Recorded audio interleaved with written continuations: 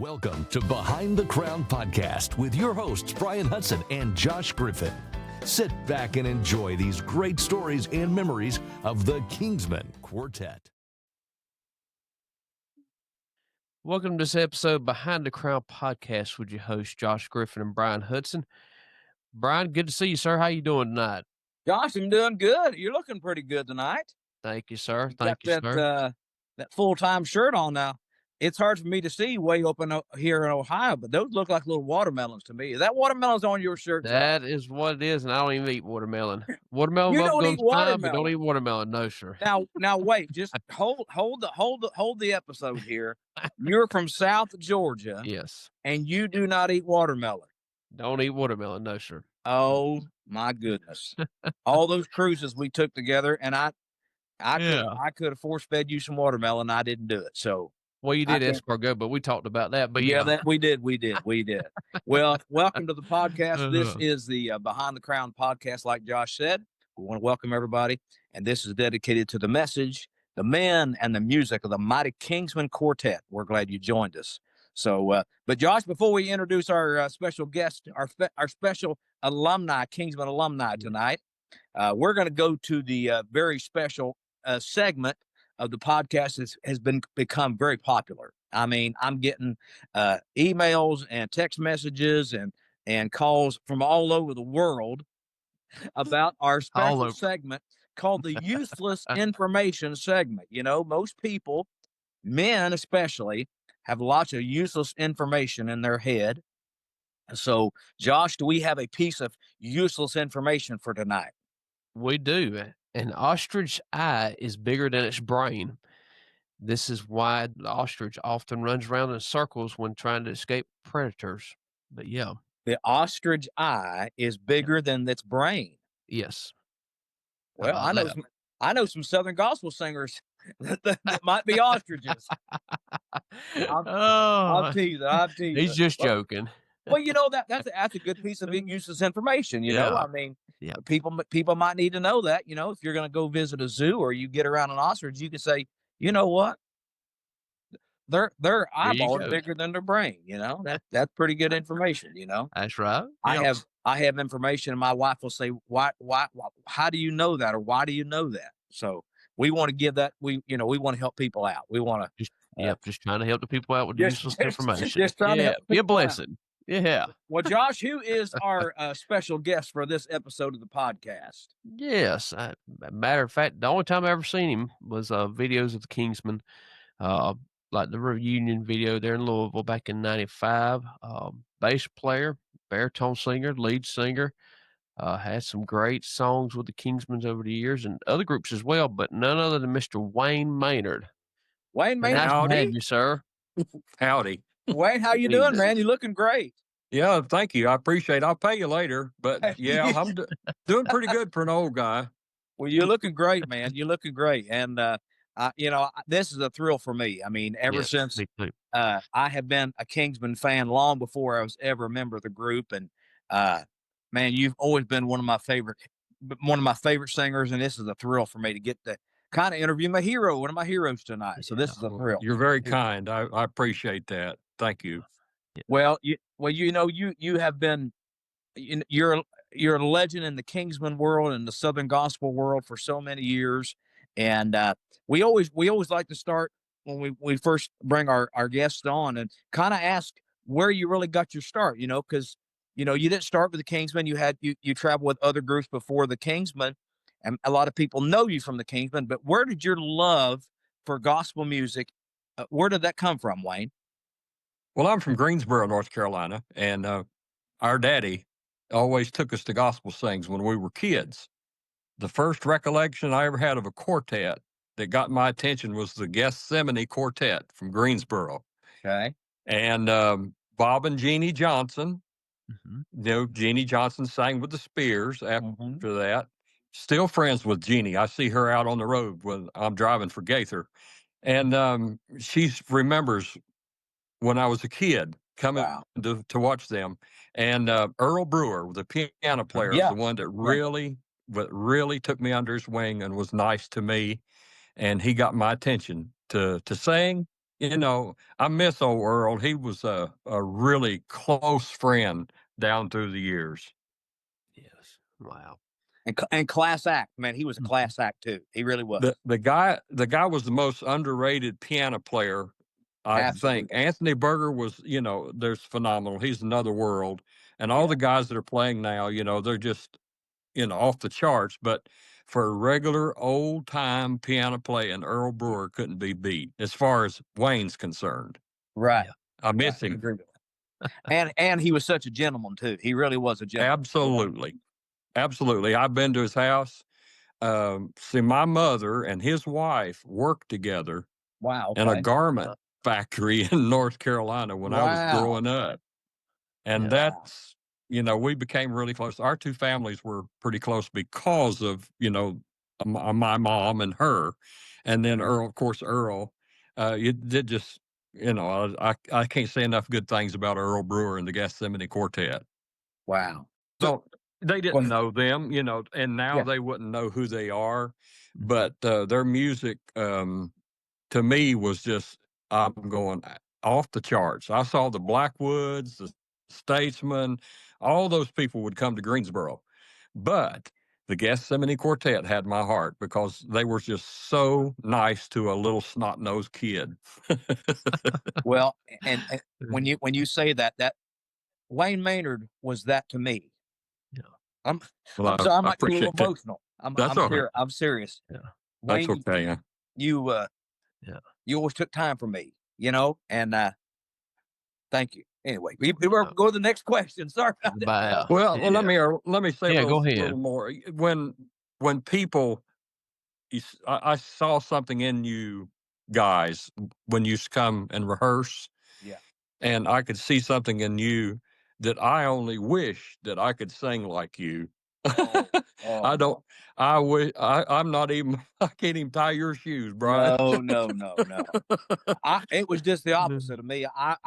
I love to hear you sing and that tone that you had. And man, every time I seen the Kingsmen, when you were there, you gave it everything you had every time. And that's the only way I know how. Hamill used to say, "Open her up and let her fly." Well, that's that. Well, Timmy Surratt said it best. He said, "Well, all we do is holler on key." Yeah. That's true. That's good. That's good. But the people liked it. That's all that mattered, I guess. That's all that mattered. That's all that mattered. Yep. That's all. That's right. That's right. Wow. Wayne, if you don't mind, tell us how you got the audition with the Kingsmen, if you don't mind, please, sir. Well, a little backstory before that, I was singing baritone with the Singing Americans. Yeah, that's right. I sang with them. Let's see, I was 14 years old when I started singing with them. Wow. And that's where I learned how to sing, basically. I never had any training until later on, but a fellow by the name of Bob Lamar started the Singing Americans in Winston-Salem, North Carolina. And he said, "I need a lead singer." I said, "I ain't never done that before. I don't know nothing about it, but I love it." Yeah. He said, "Well, okay." And then he auditioned me on the telephone. Wow. Yeah. He said, I think we can work with that. So the rest is history there. But anyway, I sang with them for quite a while, a lot of years, matter of fact. And then Eldridge heard me sing with the Americans. Right. And he said, "I don't know when, but he said, I want you with the Kingsmen someday." And I'm going, "Oh, yeah? Me? Yeah, right. With the Kingsmen?" I was already hooked. The first time I heard them live, I mean, I about come unglued. I'm going, wow, look at the power, Oh, yeah. That the old guys back in there, I mean, their lungs were on the third row. And I'm going, man, I wish I could do that. And then, I talked to Eldridge, and lo and behold, a job came open, and I started driving the bus. Okay. Okay. And it's okay. I mean, you got to get your foot in the door, guys. That's true. That's true. Yeah. Mark Trammell was already there. He's playing bass. Okay. And when I got there, I drove, and then a couple of times Hamill would say, We want our bus driver to come drive, and I think the first song I ever did was "The Lovely Name of Jesus." Okay. Okay. And I don't remember if I'm pretty sure that was the first song. We did it at Lake Winnipesaukee. You remember that? I You do. remember going to Uh, Lake Winnie? Yes. Yes. Hotter than fire. Oh yeah. 2 miles from the sun. I mean, it was 2 miles from the sun. It's hot. Yeah. We sung there, and Hamill turned me loose, let me sing, and the people stood up, and he said, I think we're on to something. You know how he Yeah. was, the Hamill School of Music. Okay. Wow. But I had encored it, I don't know, a time or two, and that was big doings for me back Oh then. yeah. Yeah. Here I was, sit up all night and drive the bus and hoping I could just sing one little song. Yeah. Wow. Oh, But you were good. sitting on going, ready to go, weren't you? Yes, Yeah. sir, buddy. If he called, I was ready. Yep. Yeah. And then let's see, I think Trammell sang a feature, and I Right. played the bass. And Okay. so he said, we're really on to something now. Yeah. So, and of course, the rest is history, when it comes to that. But it was quite a while longer, Right. when Mark went with the Cathedrals and all of that. So that's when things started moving for me. Right. Okay. Okay. Wow. Cool. Wow. I did not know that. Well, Wayne, it says here, I'm going to read some stats. And Uh-oh. if any of these are wrong or whatever, you just let me know. It says here, you joined the Kingsmen as baritone in 79, but you said you started driving in 79. Is that right? I actually did start driving in 78. 78, About okay. the end of the year. Yeah. So, but you yeah, came that's on close as, enough. but you came in as baritone, and well, you started singing in 79. Is that right? Is that Yeah. right? Yes. Do you remember? Okay. I can't remember the year, the month we went on the cruise. Remember, we singing at sea every year. Was it It June was that we usually went in on? June or July, wasn't it? June or Yeah, July? I think so. That's where Fox walked on stage and said, "Wayne Maynard's the new baritone for the Kingsmen." Okay. Okay. And so that's when officially from Eldridge. Gotcha. Okay. Okay. Well, it says here, you guys won Dub Award Album of the Year from Out of the Past in 1980. Okay. Right. Favorite group in 1980. Mhm. Favorite traditional male quartet in 81. Right. You won favorite baritone in 81. Yeah. Song of the Year, Sweet Beulah Land, 1981. What a great song. Oh, absolutely. And so in this list, the albums that you were on, if I miss one, I think these are just mainline albums. I know you all did a lot of budget albums too. Yeah, back then we did the 3 for $10 cassettes, no, Yeah. 4 for $10 when I started, Wow. and then I mean, kill us in the studio. Oh yeah, in there. Seemed like every other weekend, every other week. Yeah, well, and then of course they went to 3 for $10 after that, because of it's just easier on us. Right. Man, that's right. a lot of material to do 4 for $10. Oh Mhm. yeah. Well, it says here, 79 y'all did from Out of the Past. 1980, Ring the Bells of Freedom. Yes, Okay. that Ring the Bells was my first mainline album that I sung on. Oh, that you sung on. Okay. Yes, Okay. yes. Okay. Live Naturally. At sunrise, 1981. I'm going home. Yes. Remember that song? At Yes. sunrise, I'm going home. Yes, That was my Sunrise, I'm Going first Home. Benson album. I think it was Benson. Yeah. Okay. 1982, Rides on the Way. Your Rides on the Way. 82. Yep. 82, you also did an album with Grady Nutt. Yes. Okay. And then 1983, of course, is the big monster album Live at the University of Alabama. Okay. Yep. That's when you did Child. And then Before that, we had the double live album we did in Illinois. Remember that? right. Yeah, Yep. Live Naturally in 81, right? Yeah, 81. That's my song on that was "Nearing the Shore." Yes. That's We're gonna talk about that too here. So Yeah. Okay. and then in 84, you were on the Kingsman Silver Right. album. Right. And that was Gary Shepard's first album too. Yes. Kingsman. Yes. Okay. Yeah, I wanna ask about, of course, we're gonna talk. You had a lot of features Yes. on those albums. But we're going to talk a little bit about Near on the Shore and Child. I would say, would you say those are your signature songs? Probably your signature songs. Yeah. Near and the Shore, of course, Squire wrote that. Okay. Yeah. And when we asked about doing it, I asked him, I said, do you care if I sing it? He said, absolutely. You go for it, buddy. I said, coming from Squire, that was another, Yeah. man, let's get it. I was stoked. I love Squire so much. Man, what a great guy. Well, let me ask you a question. We'll get. I'll have Josh ask a question in a second. Coming in behind Squire, that had to have been some kind of pressure.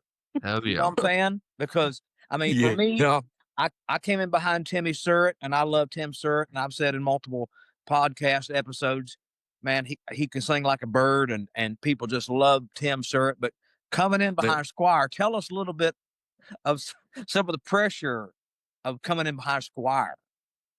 Well, most of the pressure that you felt, and you know this as well as I do, when you got to the record table. Yeah. That's where everybody got in your face and said, well, well, I don't know whether you can take Squire's place or not. And I said, let me set the record straight for you now, and not being rude. Right. I said, but nobody takes anybody's place with the Kingsmen. You make your own way. Yes. The people either like you or they do not. And I never had any more problem from that one person. And of course, Hamill said, very well done, which, I thought, Hamill said, it's good. It's okay. Well, we talked to Greg Fox on a previous episode about that. And I told him that very thing. They didn't expect me to be a Tim Surratt, and the Kingsmen didn't expect you to be Squire. They wanted you to be you. They wanted you to be exactly you. Right. People didn't come to, of course, people are going to compare no matter what. It's just human nature. And I get that. But I always tried to do my own thing, because there's no way that I could do what Squire did or anybody else. I had to be me. I couldn't sing, but such and such, and they did such and such. It just worked. And, when you work together, it makes it all work out fine in the end. Absolutely. That's right. Let me break this one down into two-part, if you don't mind, Wayne. Do you have a favorite song that you sang with the Kingsmen, and then including your features, and then what was your favorite song that you was featured on? Let's do it that way. Well, I enjoyed probably Child, be honest with you, because every time Beaver hit that intro, people would go nuts. And it's, let me clarify that. It's not me. It was never me. It was always the Holy Spirit. I can't do anything within myself. I'm not a great singer. I just do what I can do. I just have to depend on the Lord. If I didn't, I would have been out long time ago. But Child, yes, because part of the reason I lived it. Yeah. Why do you wander? Every time I'd sing that line, it would hit home to me. Yeah. Because why, Wayne, are you wandering? I kept thinking that over and over and over. Why do you wander? Out in the darkness, away from God's fold. Yeah. But, it rung, as the old boys used to say, it rung the bell. Yeah.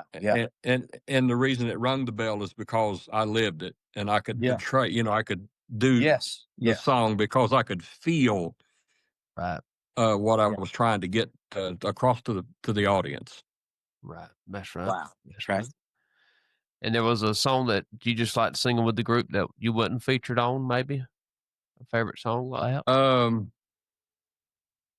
There were so many of them. I enjoyed we'd go to Alabama and sing Roll Tide. I can tell you that. The second guest on this podcast has said that. Probably singing harmony and stuff with Ernie, because we do not die. Yes. Because you had to be on your mule, buddy. Because you was riding. For me, my range wasn't as high as some. I could sing A flat, but through that song, you had to ride G's and A flats all the way through that song. Yeah. You know, Grave Warriors, Your Victory. I mean, it's out of sight. It was for me when I first started it. And then at Crossing Time. Oh, yeah. That thing, the keys it was in, I was riding G's and A flats through the whole song. Yeah. And I'm going, goodness. But But I love that song. I loved it I because love Crossing Time. Love Crossing Time. Because the reason I liked it so much, the blend was there mechanically speaking. Yeah. The blend was there for me and Ernie because our voices matched, because I was in a range that matched basically what he was doing. Yeah. And of course, everybody else was in there, and it sounded great to me. I like the big full sound. Yeah. When you and Ernie and Ed and Ray Dean were singing together, I mean, it was good. It was good. I mean, I love that. I love that blend of those four voices, you know. I enjoyed that part of it. Ed he could follow really well. He was a good baritone. Yeah. He did his job very well. He could sing above you or below you. You know how the baritone goes. Oh, yeah. A lot of people don't understand how that works, but we had a good blend. Ray was right in there, you know. Old Cuz was right there. Yeah.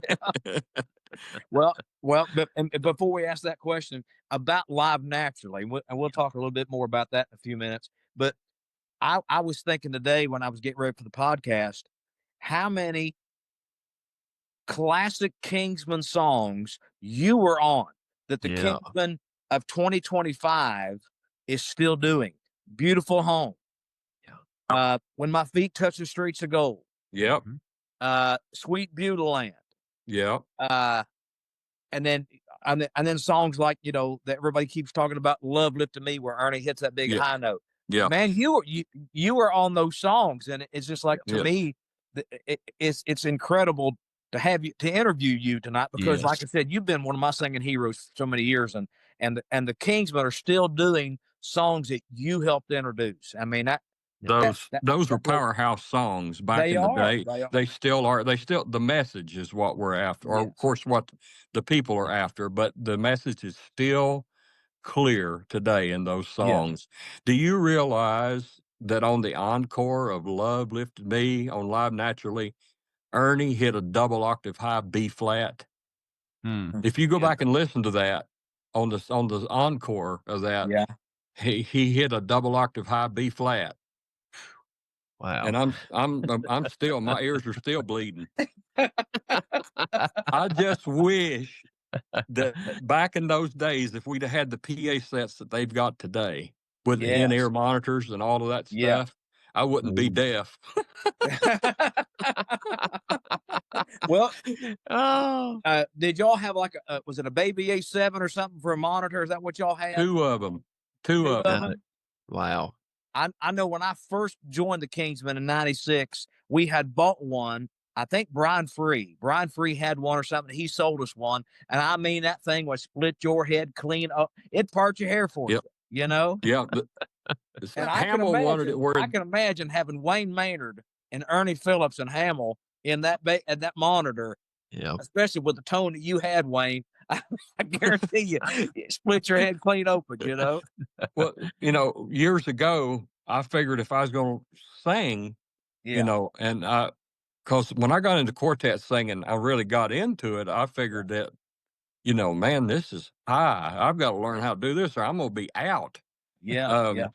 Honestly, a lot of people don't know this, but back in the day when the Singing Americans were together, I went to Leroy Abernathy. Okay. If I had not gone to Leroy, I would have never made it as long as I made it. Wow. When I quit, as far as singing goes, every weekend or doing 4 or 5 times a month, whatever, I sung 50 years. And I decided to give it up and do other stuff. Of course, you know, working, raising family, you know, I just said, I gotta take care of my family, you know, and so that. But anyway, learning how to sing, if I could tell the kids today, learn your craft, work on it. If you don't know how to use the microphone, you find somebody that can help you get it done. Because if that microphone's either your greatest enemy or your best friend. Yeah. And know how to, and vocally know how to pace yourself. Absolutely. And, I've told countless singers, to just like you said, and Nick Bruno, another Kingsmen alumni who we're going to have on the podcast eventually, he'll tell you every week on his Facebook page, man, learn your craft. If you're a singer, you learn how to sing. If you're a musician, learn more about your instrument. Learn how to get to improve.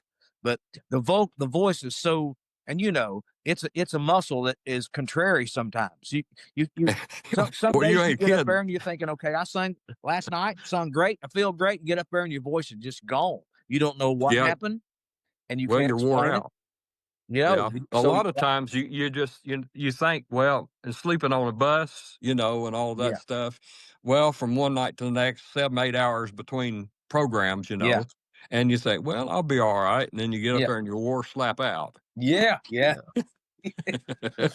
I agree with you, and I appreciate you giving advice like that, Wayne, because young singers, they need to know that, they know they might have a good voice, but it never hurts to get more training. It never hurts to get more. Absolutely. Leroy was the man in the day because he was so good at what he did. He would have you singing stuff that you could only dream. You'd go into the session and he'd say, well, let's work you up to this pitch and let's see what we can do with that. And he said he's just not only just hitting the note, but how to control that note and keep it on pitch for a while. So it's breathing exercises, and when you're fat, it's tough.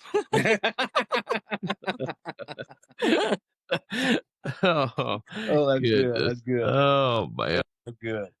Speaking of rabbits, I think I shot that one. Oh, man. Oh, goodness. Well, let me ask you this right quick, since we're talking a little bit about Child.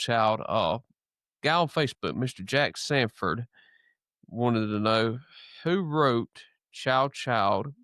And then Rob Watson on Facebook also asked, was you picked to sing Child for that recording live naturally?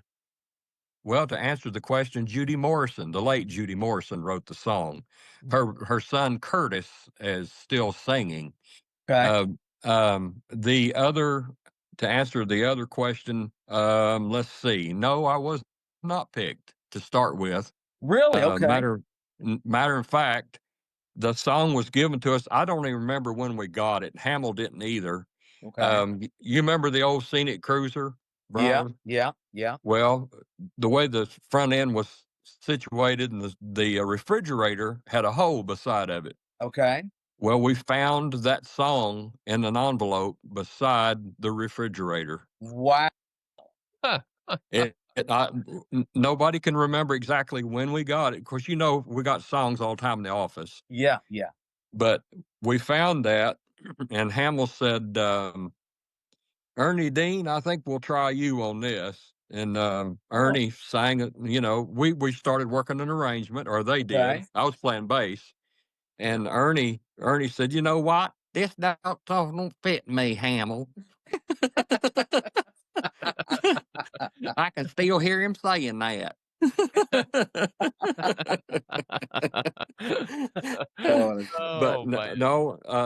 Then Hamill said, okay, Maynard, let's see what you can do with it. And then so we started working on an arrangement, and I remember we worked on it for, I don't know, 3 or 4 hours, and we staged it that night. Wow. Yeah. I mean, just throw you out there to the wolves, right? I mean, I read the words off the lead sheet because I couldn't learn them that fast. He just said, I want to try this. We didn't have the intro, with the steel and the piano. Yeah. Anthony just, more or less gave me the chord, and here we went, Wow. and we worked it as we went. And then when we got time, we the guys started working out the intro, where the steel did the first 3 or 4 Oh, bars, and then him and Anthony did the chromatic walk up and down. Right. And a lot of people didn't know that the steel and the piano were working together, because it don't come out like that so much on the record. But I True. knew it because I'd hear it every night, and I'm just wow. Oh yeah. Wow, that's awesome. Yeah. That's awesome. Oh, that's good stuff. Yes. Yeah, yeah. Because oftentimes, as fans, looking back on it, you think, oh, wonder how they got the song, where it Yep. came from, and that's why we love doing these Behind the Crown podcasts, because we learn stuff every week. Josh and I will tell you, we learn stuff all the time. I love talking to the guys that were there, especially the ones I looked up to, and you guys, you're my hero, Wayne, and I love hearing those behind the scenes things, man. That just that thrills me. I love knowing stuff like this, and Yes. getting to hear stuff from the actual person, not just hearsay. Yes. It's called learning stuff. That's exactly right. Yep. That's right. That's right. Well, Wayne, during your tenure with the Kingsmen, did you have a least favorite song? Was there a least favorite song that when you heard the intro and you're thinking, "Oh man, that song again"? Do you have one of those? The apple tree. Yeah. We didn't do it a lot because, be honest with you, Hamill said he got tired of it because he didn't like applesauce. You know how Hamill was a big joker too. Yeah. Everybody thought he was a big serious guy, but he always did his job. But he said, the apple tree's been around so long. He said, I'm not going to do it unless we just have to. But there was a lot of nights that he just had to on the second half. Yeah. So that song where they were just getting through with it when I went. Okay. They were still staging it, I wouldn't say every night, but, maybe once or twice a week. Right. Okay. It just depended on the area they were going to. Right. Well, it's funny you mentioned that, because we interviewed Johnny Perrick a few weeks ago. That was his least favorite song too, with Apple Tree. Yeah. I mean, there's nothing. It's a great song. I mean, the message is clear. It's just the idea that after a while, after you do these songs over and over and over and over and over, you go, "Oh no." But you still did the song, and you did it to the best of your ability. Yeah. Because those people wanted to hear that song. They paid their hard-earned money for those tickets, and to buy your product, they wanted to hear that song. Yeah. That's Well, right. you speaking about the people wanting to hear it. Look, this is a new question I've decided I'm going to start asking our Kingsman alumni. Kingsman fans are very loyal. They're very loyal. Yes. They, but sometimes they say some strange or funny things to you. Yeah. And do you have a funny story about something funny or something strange somebody said to you at a concert? Do you have a good one for us? Let me think on that one a little bit, because man, that's been almost 40 years. Well, while you're thinking, before we started recording the podcast tonight, I shared one about you. Okay. Uh-oh. Yeah. Well, let me tell you first. So this was about 1999. Okay, and we're up in Amish country. Wade Spencer of the Spencer family. Yes, I know Wade. Or you, Wade. Yeah. It was like a week-long event. I believe it was called Amish Country Jubilee, way up in Amish country in Ohio. Okay. Mm-hmm. So he'd have Squire one night and the Hoppers one night, and he had the Kingsmen. So we had just finished with sound check, and I'm walking out to where our table is under this big huge tent all the artists set their table at, and guy walks up, and he's tapping me on the shoulder, and I turn around, and he said, "I've been a Kingsman fan for 30 years. I said, well, good. I appreciate you coming tonight. He said, yeah. He said, I know the Kingsmen front and back. And I said, well, good. He said, I ain't seen Wayne Maynard get off the bus yet. And I wanted to say to him, Well, Wayne's been gone about 30 years. Yeah. This is 1999. Yeah. But I just, I said, well, Wayne's not with us. He's not with us anymore. Oh, and then he walked away. I was like, Yeah. Yeah. Well, you popped his bubble. A Kingsman fan. He didn't. Yeah. He left he had left several years before that. Oh, Well, man. it's funny now, but it wasn't too funny then. Talking Yeah. about people coming up and saying comparing you to Squire Yeah. or anybody else. Yeah. I had a woman come up to the product table one night and she said, "Boy, you sure ain't no Squire Parsons." I said, "No, ma'am, I sure ain't." And that's all was said. Wow. I mean, what was you supposed to say? Well, I don't know. I don't know what I think she wanted to pick a fight or something. I don't know. Yeah. But people don't have a clue. They just want to talk. Yeah. And really, when, not saying we're stars or anything, but when we come to town, it's a big deal for some of these folks because some of them never talked to us, but they've True. seen us on stage or seen us, here, there, or TV. Yeah. Or some kind of videos weren't a big deal back when I was there.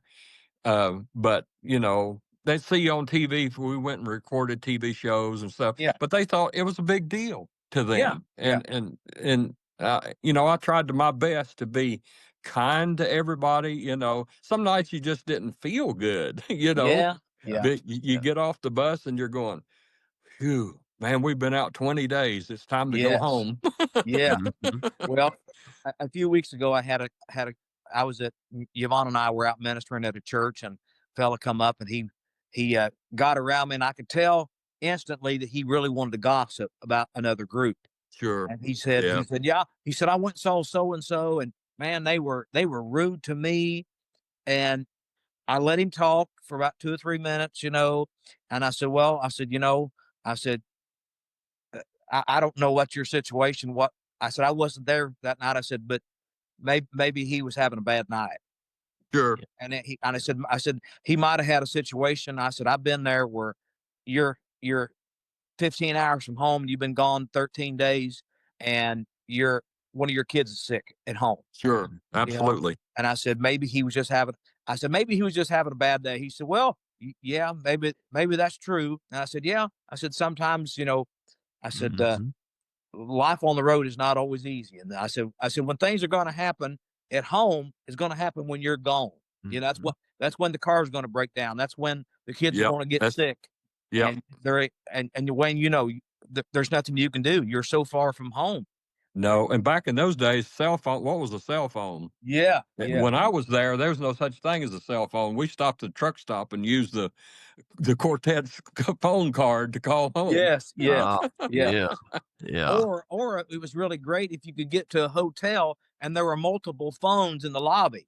There Right. was Yeah. more than one phone. That way the guys could go down there and say, hey guys, there's a line of payphones down there in the lobby, and then 2 or 3 of y'all could go down and make calls and check in with the family. Yeah. And, that was those things were a blessing.